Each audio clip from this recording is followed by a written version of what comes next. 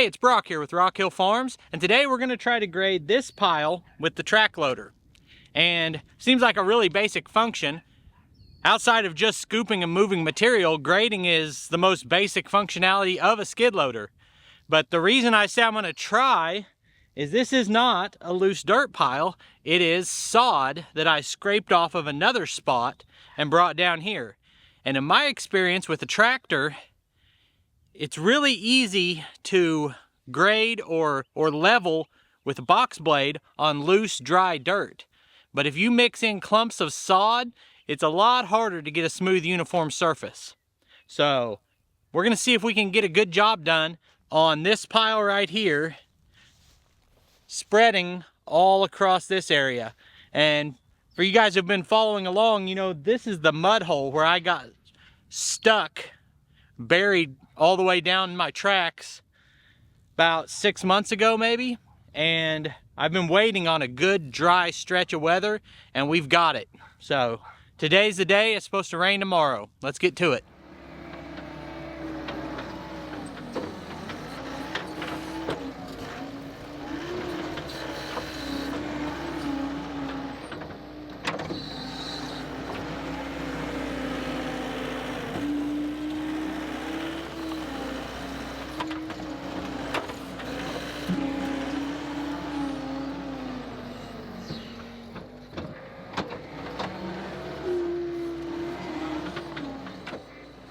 The challenge here, as I was saying before, is with the clumps of sod.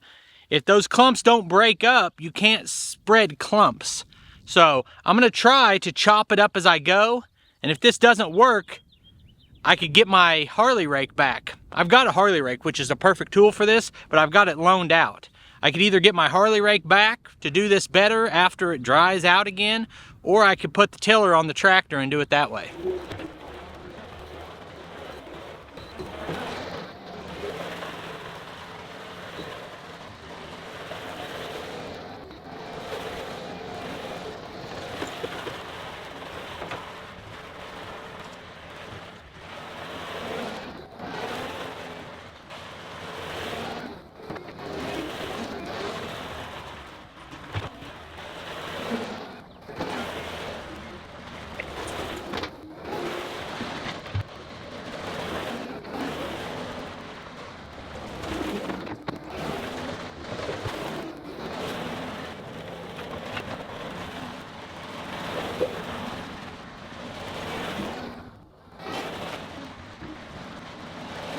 The tracks on the loader are doing a better job than I thought of just pulverizing that sod.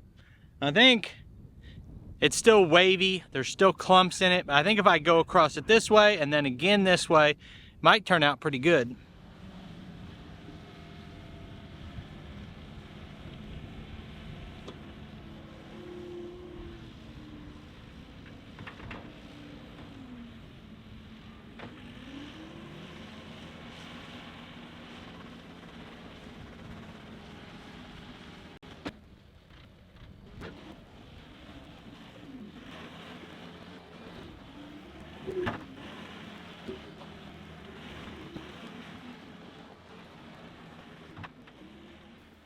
Earlier today I was watching a video from Diggin' Life 21 here on YouTube, and the video title was like how to grade with a skid steer.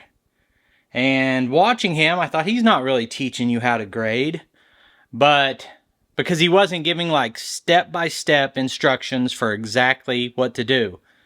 But that's really hard to do, and every situation's different. But I learned a lot from watching his video, and the number one thing I learned was patience. He was not just bulldozing through material. He was just very slowly and carefully sculpting the ground. And he did a lot of it while back dragging. So I'm going to try to incorporate some of what I learned from that video into this video. Now, if you've never tried to grade with a track loader, it really can be pretty easy if you've got a spot to start with that is flat and level. You can just put your tracks in that level spot, put your boom all the way down, and bring the tip of the bucket down until it's just scraping the ground. At that point, if you just drive forward, you will maintain that grade. The problem comes in when your tracks don't have the opportunity to set level. Or, like I mentioned here, if you're using clumpy dirt or wet, muddy dirt. But there's a few different techniques to grading. One, as I mentioned, is just to drive forward completely level. Another is back dragging with the tip of the bucket, and the third is back dragging with the bottom of the bucket. And those give different effects. And it's a learning process that nothing will teach you except for time spent doing it. You just got to practice.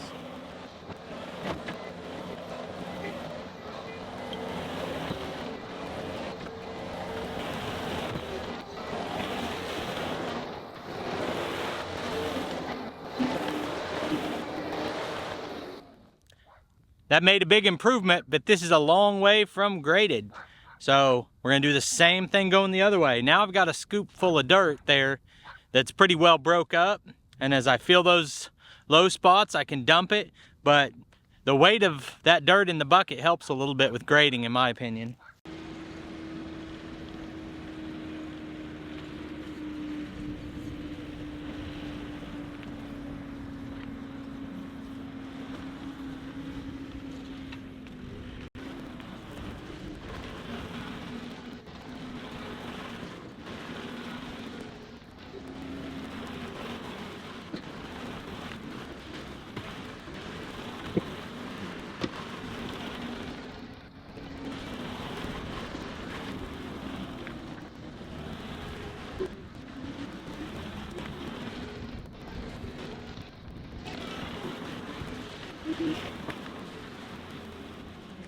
I was beginning to think I was never going to get a chance to come down here and get this leveled out and graded, at least not until the middle of summer, because once the rainy part of spring starts, this just stays wet and there's nothing I can do about it. I finally got that window of opportunity to get down here and clean it up, and I have my dirt down here and I was ready to go, and I thought, man, the perfect tool for this is the Harley rake, and it's not here.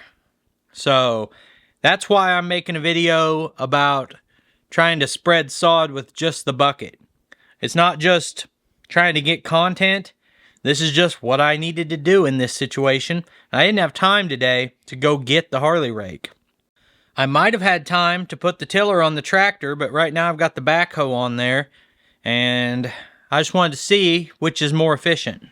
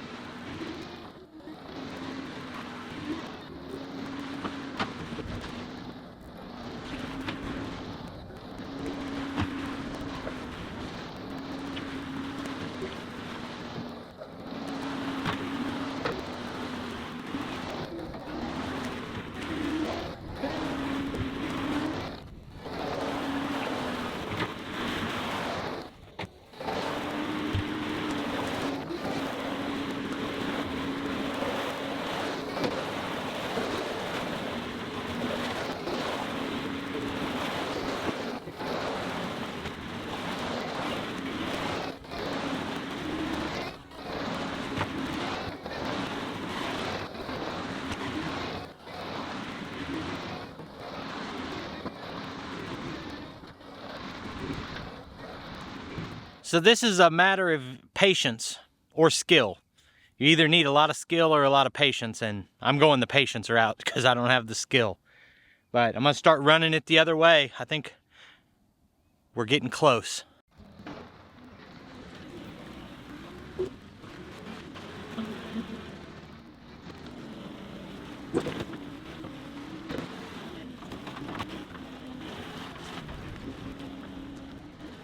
If I can really gain some expertise, I'd love to do a video on how to grade and show it up close and more slow motion, exactly the techniques that are used.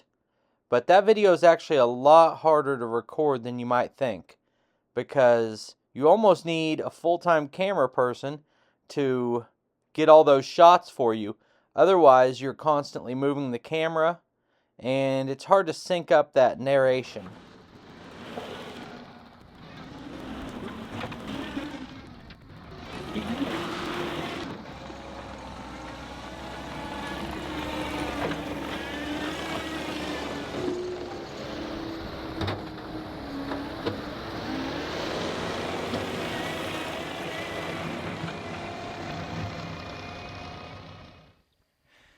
Well, it's not perfect, but it's not bad either. I smoothed out the transition from that bank, kind of smoothed it out here.